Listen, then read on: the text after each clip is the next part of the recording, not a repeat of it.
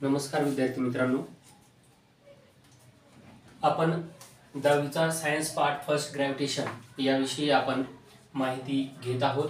Chapter पहिला जो आहे तो पहिला चॅप्टर आपण मागच्या व्हिडिओपासून स्टार्ट केलेला आहे। मागे एक व्हिडिओ जो आहे तो एक व्हिडिओ मी टाकलेला आहे, त्यामध्ये तुम्हाला केपलर्स लॉ, केपलरचे 3 नियम जे आहेत, केपलरचे 3 रूल जे आहेत, 3 लॉ जे आहेत, ते लॉ मी तुम्हाला मागच्या व्हिडिओमध्ये शिकवलेले आहेत। आता तुम्हाला आज शिकायचं आहे नवीन टॉपिक जो आहे तो इम्पॉर्टंट टॉपिक आहे, Newton universal law of gravitation. Universal म्हणजे आपलं जे युनिव्हर्स आहे, सगळं युनिव्हर्स, यामध्ये खूप सारे ऑब्जेक्ट असतात, जसं की खूप सारे प्लॅनेट, जसं की आपलं प्लॅनेट खूप असतात, असे ब्रह्मांड जे आपण त्याला म्हणतो, आपली जी सोलार सिस्टीम आहे, असे खूप साऱ्या सोलार सिस्टीम युनिव्हर्सल मध्ये अवेलेबल आहेत।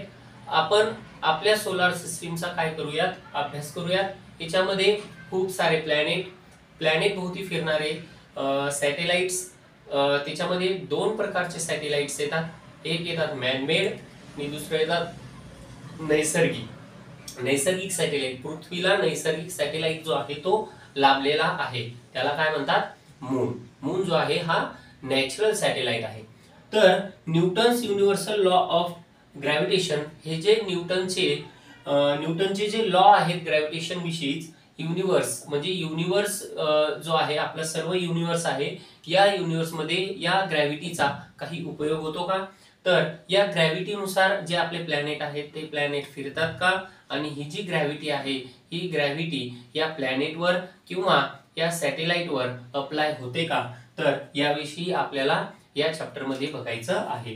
तर सर्वप्रथम Newton's universal law of gravitation, याच्यामध्ये तुम्हाला युनिव्हर्स मध्ये आता एखादी ऑब्जेक्ट जर आपण वरती फेकली आणि ती काही टाइमानं जर खाली आली, तर खाली येते, तर ते आपल्याला मागे आपण बघितलंच मागच्या व्हिडिओ मध्ये, तर ग्रॅव्हिटीनं ती काय येते, खाली येते। मग युनिव्हर्स मध्ये चंद्र जो आहे, या चंद्रावर अप्लाय होते का ग्रॅव्हिटी, पृथ्वी सूर्याभोवती फिरते तर ग्रॅव्हिटी अप्लाय होते का, तर ऑब्वियसली यस। तर युनिव्हर्स मध्ये याच्यामध्ये आपण 2 ऑब्जेक्ट घेऊ, कोणते पण युनिव्हर्स मध्ये कोणतेही 2 ऑब्जेक्ट जे आहेत, ते 2 ऑब्जेक्ट एकमेकाला काय करतात, अट्रॅक्ट करतात, एकमेकाला काय करतात, ते अट्रॅक्शन, याच्यामध्ये अट्रॅक्शन असते, आणि त्याच्यामध्ये अट्रॅक्शन होता वेळेस त्याच्यामध्ये कोणता तरी जो फोर्स आहे तो फोर्स काय होतो, अप्लाय होतो। हा फोर्स जो आहे याला म्हणा F1, आणि हा जो फोर्स आहे याला म्हणा F2। फोर्स अप्लाय होतोय ऑब्जेक्ट 1, हे ऑब्जेक्ट 1 म्हणा आणि हा ऑब्जेक्ट 2 म्हणा, फोर्स F1 आणि इकडे फोर्स F2। म्हणजे युनिव्हर्स मध्ये कोणतेही ऑब्जेक्ट असो, त्या कोणत्याही ऑब्जेक्ट मध्ये एक अट्रॅक्शन असते, ते एकमेकाकडे काय करतात, खेचून घेतात। जशी पृथ्वी सूर्याभोवती फिरते तर एका ग्रॅव्हिटेशन फोर्स मुळे ती फिरते, चंद्र पृथ्वीभोवती फिरतो तर एका पर्टिक्युलर ग्रॅव्हिटी जी आहे तिथे सुद्धा ग्रॅव्हिटी आहे, या युनिव्हर्सल मध्ये सुद्धा ग्रॅव्हिटी आहे। तर याच्यामध्ये M1 आणि M2, याला मास म्हणा, मास M1 आणि मास M2, आणि या दोघांमधलं जे अंतर आहे त्या अंतराला म्हणा d, डिस्टन्स, याला काय म्हणा, d जे आहे याला काय म्हणा, डिस्टन्स। हा जो फोर्स आहे, हा जो फोर्स आहे F1 आणि F2, त्याच्यानंतर मास M1 आणि M2, आणि जो डिस्टन्स आहे या डिस्टन्सला आपण काय म्हणतो, तर d म्हणतो। याच्याविषयी आपल्याला माहिती बघायची आहे। तर याच्यामध्ये डिस्टन्सला तुम्ही r सुद्धा म्हणू शकता, त्याची रेडियस सुद्धा म्हणू शकता, समोर आपण ते बघणार आहोत, याला रेडियस सुद्धा म्हणू शकता। तर Newton universal law of gravitation काय आहे, तो आपल्याला काय सांगतो, तर F इज डायरेक्टली प्रोपोर्शनल, म्हणजे या दोघांमध्ये लागणारा जो फोर्स आहे हा फोर्स डायरेक्टली प्रोपोर्शनल असतो, कोणाला, तर प्रोडक्ट ऑफ मासेस, या प्रोडक्ट, हे जे ऑब्जेक्टचे प्रोडक्ट आहेत या प्रोडक्टच्या मासेसला काय असतो, तो डायरेक्टली प्रोपोर्शनल असतो, म्हणजे M1 आणि M2, आणि इन्व्हर्सली प्रोपोर्शनल असतो कोणाला, तर डिस्टन्स जे आहे ते डिस्टन्स, स्क्वेअर ऑफ डिस्टन्स, या दोन्ही मधला स्क्वेअरचा जो डिस्टन्स असतो त्याला तो काय असतो, इन्व्हर्सली प्रोपोर्शनल असतो। या ठिकाणी आपण हे बघणार आहोत। तर त्याच्यामध्ये तुम्हाला Newton universal law of gravitational, F is directly proportional to product of M1 आणि M2, is inversely proportional to the D square, या दोघांमधला डिस्टन्स. याला आपल्याला काय करायचं आहे आता, सॉल्व्ह करायचं आहे. तर सॉल्व्ह कसं करणार, लक्ष द्या.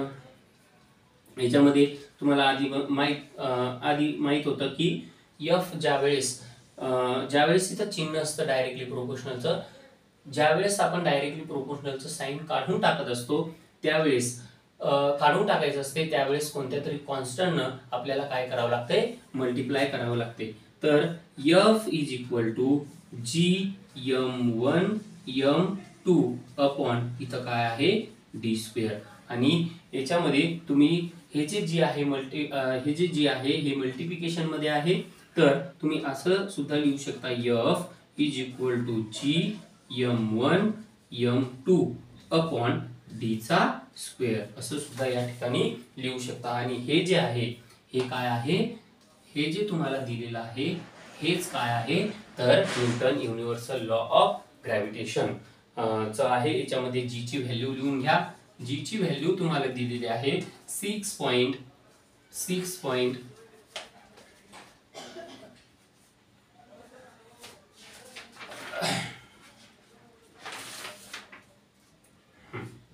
जी ची value G is equal to 6.673 into 10⁻⁻11. हे जे 3 आहे हे 3 लिहिलं नाही तरी चालतं. ही जी आहे ही काय आहे, जी ची व्हॅल्यू आहे. G is equal to 6.673 into 10⁻11. आणि हे झालं F is equal to GM1 M2 आणि डी स्क्वेअर. हे झालं Newton universal law of gravitation. या ठिकाणी तुम्हाला आणि जी जे तुम्हाला दिलेलं आहे, जी आहे कॉन्स्टंट.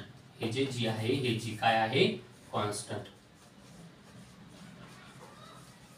जी काय आहे, कॉन्स्टंट.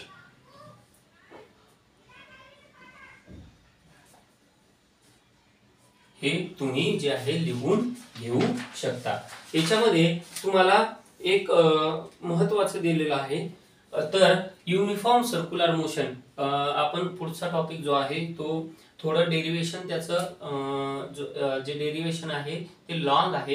तर हे जे डेरिवेशन आहे हे डेरिवेशन आपण उद्या बघूयात. ते काय आहे, युनिफॉर्म सर्क्युलर मोशन, किंवा त्याला तुम्ही मॅग्निट्यूड ऑफ सेंट्रिपिटल फोर्स सुद्धा म्हणू शकता. याचं जे डेरिवेशन आहे हे डेरिवेशन आपण बघणार आहोत. या ठिकाणी तुम्हाला जे ऑब्जेक्ट दिले आहेत, या युनिव्हर्स मध्ये कोणतेही ऑब्जेक्ट असो ते एकमेकाला अट्रॅक्ट करतात. त्याच्यामध्ये अट्रॅक्शन असतं, अट्रॅक्शन फोर्स असतो. आणि तो जो फोर्स आहे आपण या ऑब्जेक्टचा F1 धरलाय आणि या ऑब्जेक्टचा F2 धरलाय, मास M1 आणि M2. आणि या दोघांमधलं जे डिस्टन्स आहे ते काय आहे, D आहे. आणि हा जो फोर्स आहे हा फोर्स आपण हे सगळं डेरिवेशन सोडवलाय. आणि Newton universal law of gravitation म्हणजे काय, F is equal to GM1 M2 upon D square. आणि जी ची व्हॅल्यू तुम्हाला पुढे जर विचारली तर ती तुम्हाला काय टाकायची, 6.673 इंटू 10⁻11. आणि जी हा काय आहे, एक कॉन्स्टंट आहे. तर पुढील टॉपिक जो आहे तो पुढील टॉपिक आपण नेक्स्ट लेक्चर मध्ये घेऊयात. थँक्यू, धन्यवाद.